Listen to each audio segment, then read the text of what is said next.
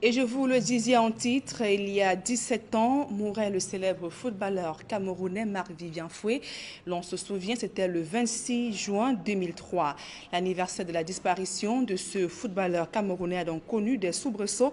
À Yaoundé, la veuve et le père de l'ancien lion indomptable se disputent un immeuble laissé par Marc-Vivien Foé. Le reportage de Aïe Cyril, Rodrigue Ngassi. 17 comme le dossard de Marc-Vivien Foé. Il y a 17 ans, depuis le 26 juin 2003, que l'ancien lion indomptable est décédé au stade Gélant de Lyon en France.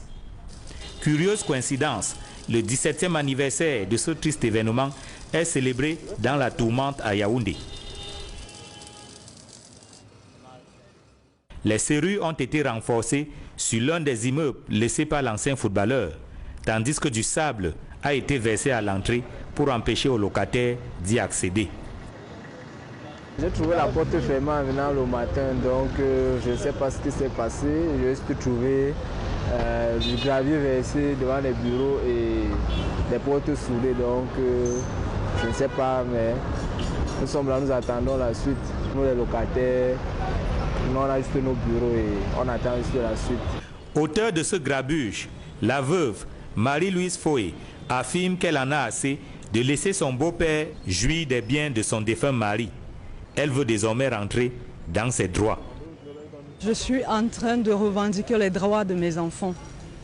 Mes enfants ont eu un père qui a travaillé pour qu'ils soient à l'aise. Je suis allée jusqu'à la Cour suprême avec mes ex-beaux-parents. Depuis 2015, j'ai une décision de la Cour suprême qui permet à mes enfants d'avoir les droits de tout ce que leur père a laissé. Mais il m'est impossible de faire exécuter ces droits. Malgré la décision de justice que la veuve dit tenir, mais dont nous n'avons pu avoir copie, les locataires reconnaissent plutôt le père de l'ancien footballeur comme bailleur. En tant que locataire de cet immeuble, nous reconnaissons M. Foé Amougou. Nous n'avons eu aucun acte légal venant de sa part ou un de ses conseils permettant à ce qu'elle puisse se présenter aujourd'hui comme la légitime bailleresse, encore moins poser des actes aussi frauduleux. La bataille juridique entre la veuve et sa belle famille dure depuis 17 ans. Marie-Louise Foé dit avoir saisi cette date historique et symbolique pour marquer le coup. Je me suis dit, ok, symboliquement, aujourd'hui c'est le 26 juin, alors je vais fermer son immeuble. Tout simplement pour que mes enfants aient leurs droits. Je n'ai aucun problème avec les occupants de cet immeuble. Mon souci, c'est que la loi doit être rétablie. Tout simplement. J'ai des documents, alors pourquoi mes enfants ne peuvent pas avoir accès à ce qui leur appartient? C'est la question que je me pose aujourd'hui. Ont-ils des droits, oui ou non, 17 ans après?